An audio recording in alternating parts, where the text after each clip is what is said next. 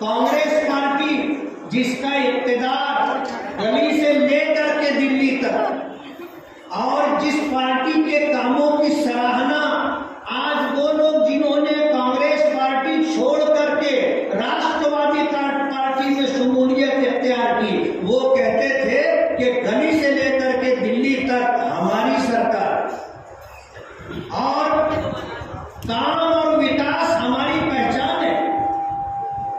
सवाल ये है कि फिर आपने कांग्रेस क्यों छोड़ दी?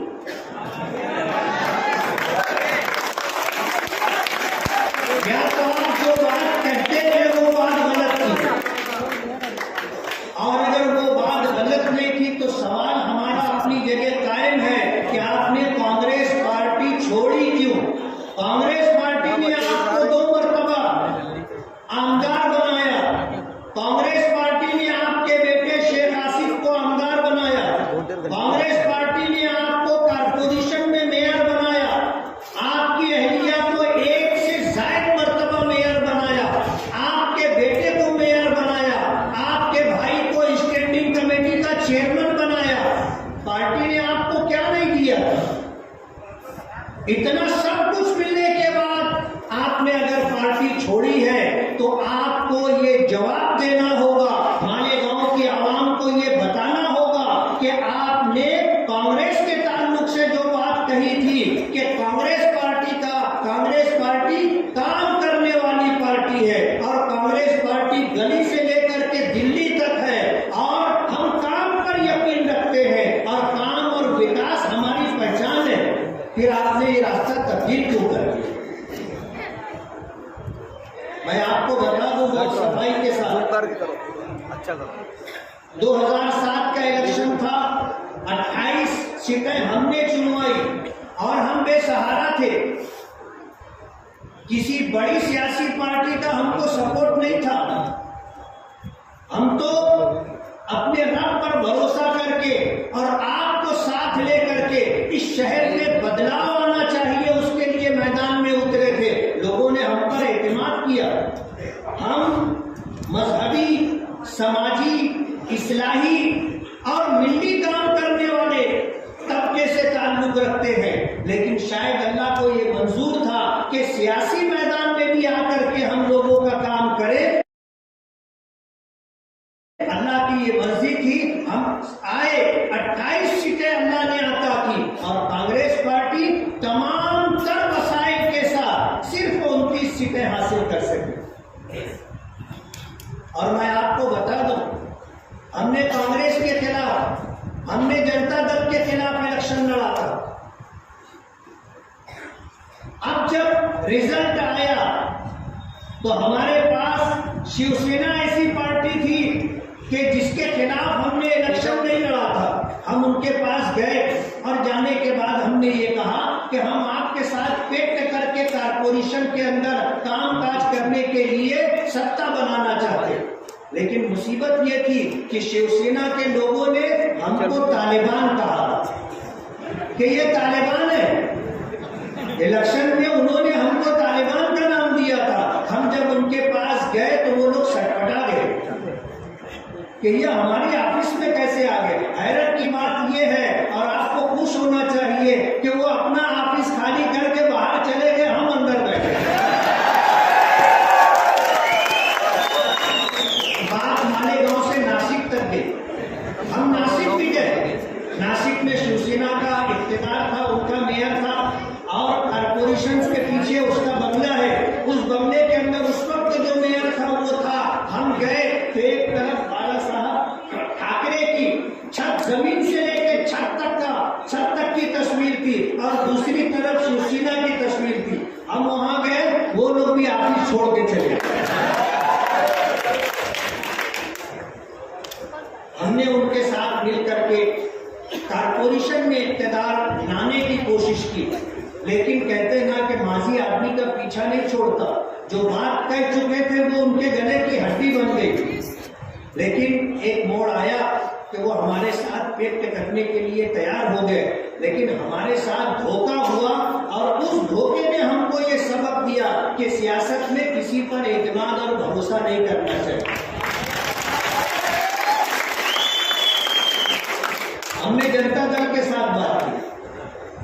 में जनता दल के 12 कारपोरेटर थे और जनता दल के जिम्मेदारान ने हमसे बहुत बड़ी रकम का मुतालबा किया कि हमारे कारपोरेटरों को इतना इतना दिया जाए और हमें इतना पार्टी फंड दिया जाए। हमारे बस की बात नहीं थी। हमने कहा हमारे पास पैसा नहीं है, आप हमसे ओहदे ले लो और हमारे साथ पेट करके कारपोरेशन में सत्ता बनाओ। उनको ये बात समझ में नहीं आई। कांग्रेस पार्टी के विलासराव देशमुख साहब ने बाबा सिद्दीकी साहब को मालेगांव भेजा और मालेगांव भेज करके उनको हमें इस बात पर आमादा करना चाहा कि हम कांग्रेस के साथ मिलकर के कामकाज करें। हमने अपने कारपोरेटरों को समझाया कि हम अपोजिशन में बैठ जाते, जरूरी नहीं है कि हम सत्ता में रहें। उनका ये कहना था कि लोगों ने इतनी मेहनत की है और आपको 28 सीटें दी हैं और आप अपोजिशन में बैठने की बात करते हैं, तो 5 साल हम लोग करेंगे क्या? जैसा हो रहा है आज, जैसे कांग्रेस पार्टी की सत्ता थी और ताहिरा शेख और शेख रशीद साहब जो है मेयर ऑफिस संभाला करते थे, हमारे कारपोरेटर बैठे हुए हैं, इनको फंड नहीं मिलता, उनके कारपोरेटरों को फंड मिलता था और बजट के अंदर पकड़ा जाता था 25 लाख, 50 लाख, 75 लाख, 1 करोड़, 1.5 करोड़, 1 करोड़ 80 लाख तक उनके कारपोरेटरों को किसी को बजट दिया गया। हमारे कारपोरेटरों को किसी साल 4 लाख बजट दिया गया, किसी साल 5 लाख बजट दिया गया, किसी साल 10 लाख बजट दिया गया और कभी 20 बजट देने की बात की गई लेकिन दिया नहीं गया। हम कारपोरेशन में रहे, हमारा मेयर रहा, हमने तमाम सियासी पार्टियों के कारपोरेटरों को बराबर फंड दिया। ये हमारी तारीख नहीं है कारपोरेशन की। और कांग्रेस के साथ हमें पेट करके कारपोरेटरों के इख्तिलाफ, पार्लियामेंट्री बोर्ड के इख्तिलाफ के बावजूद हमें वो काम करना पड़ा। सही बात है, यूं कोई बेवफा नहीं होता, कुछ तो मजबूरियां नहीं होंगी, कुछ तो मजबूरियां नहीं होंगी, यूं कोई बेवफा नहीं होता। हमने कांग्रेस के साथ पेट किया और आपको पता होना चाहिए, कहने वालों ने कहा कि सूरज डूब रहा था, आपने उसको रोशनी दी। और ये भी हमारी सियासत की, हमारी सियासी तारीख का एक हिस्सा है कि मालेगांव में जो सियासी पार्टी खत्म होने लगी, हमने उसको टेका दे करके खड़ा किया। मैं तफसील में नहीं जाना चाहूंगा, आपको पता है हमने 2007 का इलेक्शन लड़ करके कारपोरेशन में अपना इख्तियार बनाया। 2009 में असेंबली इलेक्शन था और उस असेंबली इलेक्शन से पहले शेख रशीद साहब ने हमें चैलेंज किया। अल्लाह गवाह है, हमारे वहनो गुमान में नहीं था कि हमको असेंबली इलेक्शन लड़ गए। रमजान का महीना शुरू होने वाला था, अमन चौक का जलसा था। शेख रशीद साहब ने जो है जलसे के अंदर जो बातें कही थी उसका पस मंजर ये था कि हमने उनको कभी सपोर्ट किया था, वो चुन करके आए थे और उन्होंने हमारा शुक्रिया भी अदा किया था। एजाज बेग साहब मेरे पास आने जाने लगे तो शायद उनको ऐसी बदगुमानी हुई कि शायद हम इनको सपोर्ट करें। उन्होंने चैलेंज किया कि इसको उसको क्या इलेक्शन लड़ाते, माँ का दूध पियो हो तो खुद इलेक्शन लड़ो, 5 करोड़ रुपया खर्चा करने की ताकत हो तो खुद इलेक्शन लड़ो। हमने अपने साथियों से मशवरा किया कि भाई चैलेंज किया जा रहा है, करना क्या चाहिए? तो बोले तुम बोलो मुफ्ती साहब। बोलो ज्यादा से ज्यादा क्या होगा, हार जाएंगे। और हारने से और जीतने से हमें कोई खास फर्क नहीं पड़ता। 2014 का इलेक्शन में हारा था, 1 घंटा भी घर नहीं बैठा था, लेकिन 2000 का इलेक्शन शेख रशीद साहब हारे तो 8 महीना घर से बाहर नहीं निकले। उन्होंने चैलेंज किया और हमने चैलेंज कबूल किया कि माँ का दूध तो पिया है।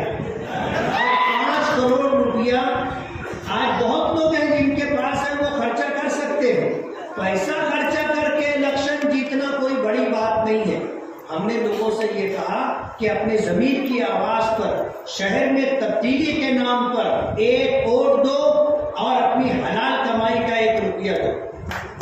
84,000 रुपये लोगों ने हमें दिया। हमें इलेक्शन से पहले रिजल्ट मिल चुका था और अल्लाह पाक का करम है कि हम जीते, 15,000 वोटों की लीड से जीते। हमने 5 साल काम किया, तजुर्बा नहीं था, सियासत में नए थे, लेकिन जितना हमसे हुआ हमने किया और हमारे कामों को रोकने की हर मुमकिन कोशिश की गई और हमारे पास उसके सबूत मौजूद है कि अगर ये काम करेंगे और शहर के अंदर अगर काम होगा तो हमारी पार्टी कांग्रेस खत्म हो जाएगी। कांग्रेस पार्टी को कौन वोट देगा? ये दुहाई दे करके हमारे कामों को रोका गया और 2014 का इलेक्शन अल्लाह का फैसला था, हम हारे और हम 1 घंटा भी घर नहीं बैठे। रिजल्ट आया, थोड़ी देर के बाद जोहर की अजान हुई, मैं जामे मस्जिद इमामत के लिए गया, पूरी मस्जिद मेरा मुंह देख रही थी। लोग मेरा चेहरा पढ़ने की कोशिश कर रहे थे, लेकिन जाहिर बात है हार और जीत से कोई खास फर्क नहीं पड़ता, हम अपने काम से लगे रहे। उस 5 साल में हमने ईमानदारी के साथ इलेक्शन कैसे लड़ना चाहिए। 2014 का इलेक्शन हारे तो हारने के बाद क्यों हारे, खामोशी से हमने उसका तज्जिया किया और जिन जिन वजूहात की वजह से इलेक्शन हारे थे वो सारी चीजें हमने दुरुस्त करने की कोशिश की और फिर 2019 का इलेक्शन दूर दूर तक मुकाबले में नहीं, 50,000 वोट से हराऊंगा।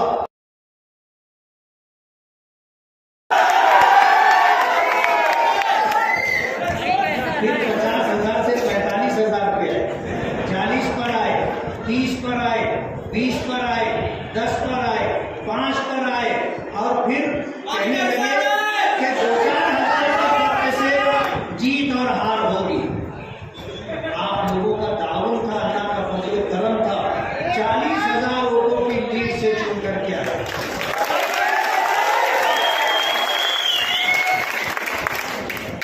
और आज का हमारा ये जलसा कि सरकार इलेक्शन रिजल्ट आने के बाद, चुनकर आने के बाद सरकार बन ही नहीं रही थी।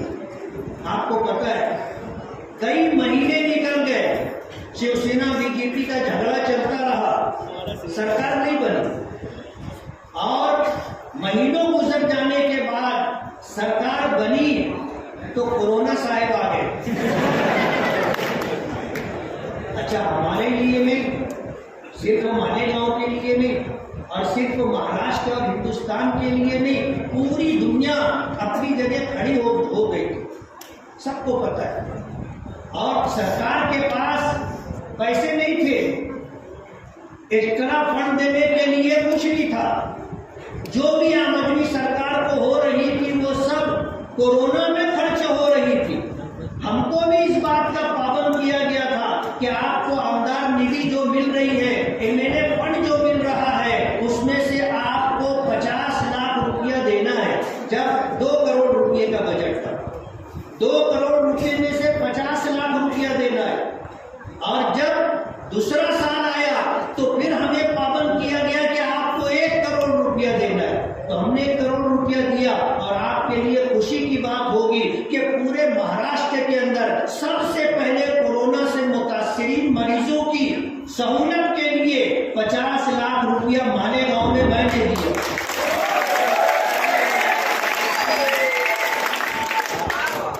मैंने 5 साल में क्या किया है वो पम्फलेट छपा हुआ है और आप जाते हुए वो पम्फलेट ले करके जाएं, उसको देखें कि हमने इन 5 सालों के अंदर क्या काम किया है।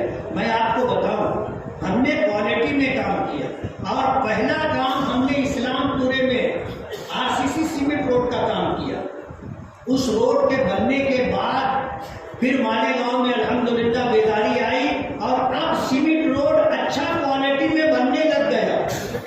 माजी आमदार शेख आसिफ साहब ने अपने 5 साल दौर में पब्लिक का कोई काम नहीं किया। वो ये कहते थे कि ये रोड गटर की सियासत ये कारपोरेटर की है, कारपोरेशन से जुड़ी हुई है और एमएलए का काम नहीं है। उन्होंने कोई रोड गटर 5 साल में बनाई नहीं। अपना फंड तालीम के नाम पर उन्होंने दिया, कंप्यूटर बांटे, किताबें बांटी, कापियां बांटी, जितनी बांटी उनको मालूम। और उन्होंने 5 साल में कोई रोड नहीं बनाया। अब जब नहीं है सत्ता में, हार चुके हैं, 10 करोड़ रुपया ला करके उन्होंने शहर में जितने रोड बनाए हैं आप देख लो उन्होंने कहां बनाए। और 10 करोड़ में उन्होंने जितने रोड बनाए हैं, एमएलए रहते हुए अगर 10-10 करोड़ रुपया लाए होते तो मालेगांव के अंदर सारे बड़े रोड बन चुके होते। जब उन्होंने काम नहीं किया, ये तो ऊपर वाले का करम है कि मैं एमएलए हूं और मेरे रहते हुए मेरे एमएलएशिप के दौरान शहर में इतना काम होगा कि जब साल मेरा टर्म पूरा होगा तो आप देखोगे मालेगांव में कितनी रोड बन चुकी हो। काम होना चाहिए, चाहे हम करें चाहे कोई और करे, शहर का विकास होना चाहिए। हम किसी के काम को रोकने की कभी हमने नापाक हरकत नहीं की। हम तो ये चाहते हैं कि हमारे शहर में काम होना चाहिए और यहाँ की आवाम को बुनियादी सहूलियात मिलनी चाहिए, शहर की तरक्की होनी चाहिए और शहर में रहने वालों को बुनियादी मूलभूत सुविधा मिलनी चाहिए। रोड है, गटर है, पानी है, लाइट है, ये सारी सहूलतें उनको मिलनी चाहिए। अब जाहिर बात है कोई भी ला रहा है तो अपने घर से नहीं ला रहा है, कहां से ला रहा है? सरकार से ला रहा है। चलो हम लाए, तुम लाए, आया तो मालेगांव में और हमारे पीरियड में आएगा, हमारे लिए फख्र की बात हो। हम तो चाहेंगे उनको और फंड मिले। अजीत दादा पवार आए थे, उनको जब वो फाइनेंस मिनिस्टर और डेप्यूटी चीफ मिनिस्टर थे, उन्होंने 10 करोड़ रुपए का फंड दिया। मालेगांव में बहुत सारी रोड बनी, लेकिन कहते हैं ना कि अंधा बाटे रेवड़ी। इन्होंने वहीं पर रोड बनाया जहां से इनको वोट मिल सकती है और उनके कारपोरेटर चुन करके आ सकते हैं। जैसे मिसाल के तौर पर हजारकोली है, उन्होंने पहली गली का रोड नहीं बनाया और वहां के रहने वालों को कहा कि तुम हमको वोट नहीं देते। दूसरी गली का रोड बनाया और उनको ऐसा लगता है कि वहां से उनको वोट मिलती है, जबकि वहां से भी मुझको ही वोट मिलती है। इनका अभी 40 साल एतराफ़ खिदमत का प्रोग्राम हुआ। मैंने लोगों से कहा कि 40 साल में जो पहला 5 साल था उसमें उन्होंने क्या काम किया, थोड़ा सा मालूमात लेकर के निकाल करके वो थे भी नहीं ना वो 5 साल में वहां। यानी 40 साल बोलते तो पहला जो 5 साल था उसमें ये कारपोरेटर भी नहीं थे, एमएलए भी नहीं थे। उन्होंने बना तो लिया 40 साल और लोग नहीं बोलना चाहिए, बोलते 40वां। और हमें भी ऐसा लगता है कि शेख वसीम साहब को साइड लाइन करने के लिए ये प्रोग्राम किया गया। क्या बाबा बस करो, एक टाइम आता है ना, एक टाइम आता है बच्चे बोलते हैं अब्बा बस करो, अब तुम आराम करो। तो ये प्रोग्राम इसीलिए किया गया। बोलते ना बड़े मियाँ तो बड़े मियाँ, छोटे मियाँ। शेख रशीद साहब ने अभी प्रेस कॉन्फ्रेंस से ली, प्रेस कॉन्फ्रेंस से लेकर के उन्होंने अपने 5 साल दौर में शिवसेना जैसी फिरका परस्त पार्टी, उनके अल्फाज है, शिवसेना जैसी फिरका परस्त पार्टी के साथ 5 साल इक़्तिदार के मजे लिए, उनका साथ लेकर के मेयर बने और जो फंड था 50% से ज्यादा नदी के उस पार गया, जबकि 80% टैक्स हम देते हैं, 20% टैक्स नदी के उस पार से मुश्किल से मिलता है। लेकिन कहने वाले कहते हैं कि 80% काम उधर हुआ, 20% काम इधर हुआ, जबकि इधर की पब्लिक 80% टैक्स देती। अब जब इख्तियार खत्म हो गया तो दादा भूसे साहब बहुत बुरे हो गए ना। पहले बहुत अच्छे थे, साथ में मिलना बैठना और शाम का प्रोग्राम भी चलता था,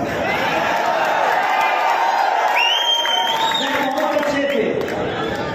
जब 5 साल का इख्तियार खत्म हो गया तब शिवसेना फिरका परस्त पार्टी हो गई और दादा भूसे साहब जो आज हमारे कैबिनेट मिनिस्टर हैं, आज वो बुरे लगने लगे।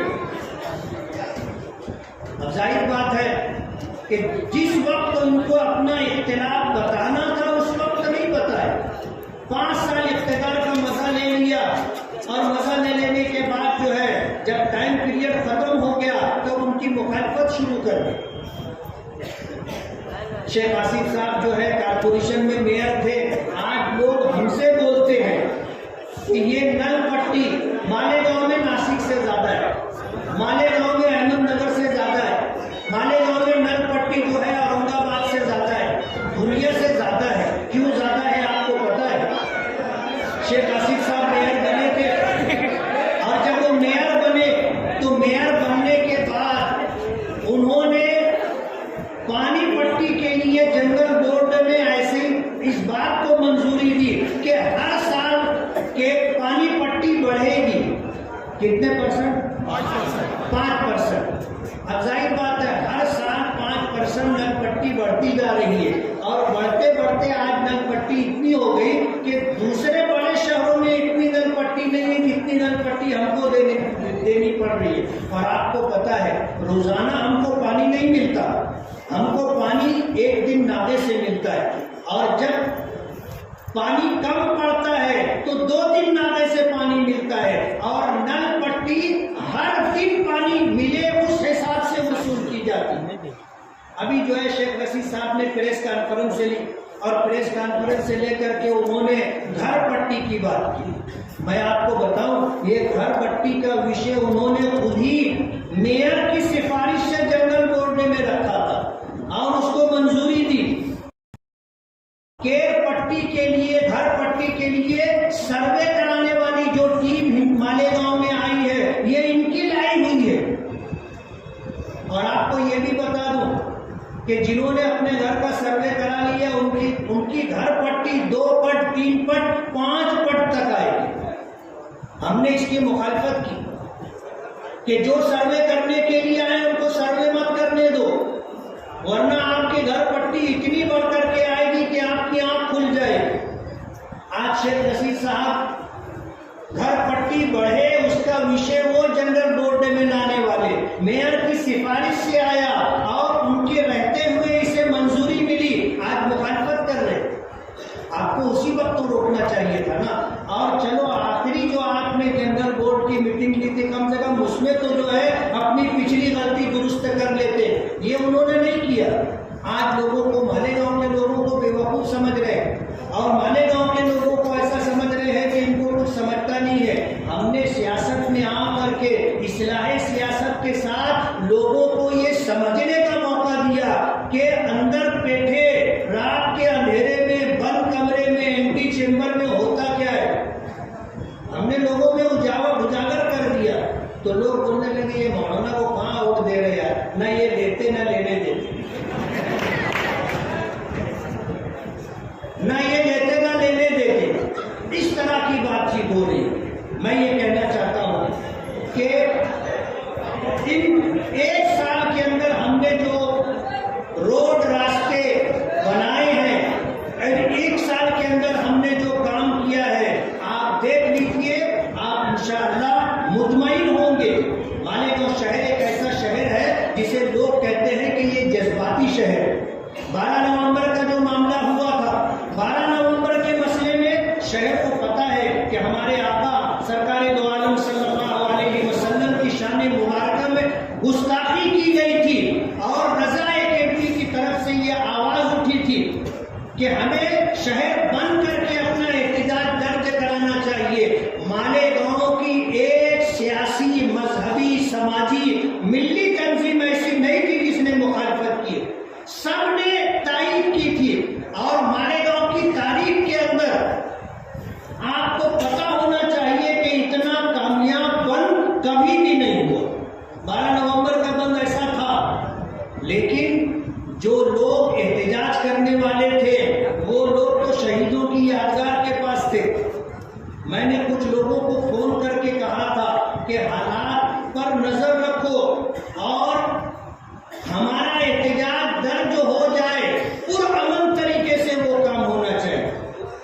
जो लोग एहतजाज कर रहे थे जिम्मेदारान के, उनको ये मशवरा दिया गया था कि आप आगे ना बढ़े और आप इतनी हद तक ही महदूद रहे। उनको बात समझ में नहीं आई। ये लोग शहीदों की यादगार पर गए, हालात बिगड़ते नजर आए, वहां से ये वापस आ गए।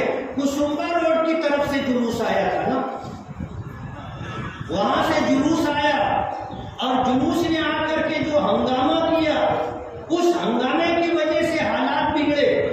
रात में जमीयत उलमा ने जब गिरफ्तारियां शुरू हुई तो जमीयत उलमा की वर्किंग कमेटी ने यह फैसला किया था कि हिंदुस्तान भर में मजलूमों का और बेगुनाह लोगों का मुकदमा जमीयत उलमा लड़ती है, तो मालेगांव में भी जमीयत उलमा मुकदमा लड़ेगी।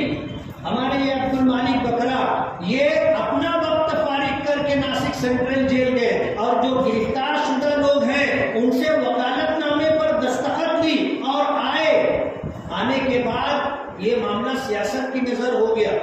जमीयत के दफ्तर पर बाकायदा प्लानिंग के साथ लोगों को भेजा गया जिन्होंने आकर जमीयत के दफ्तर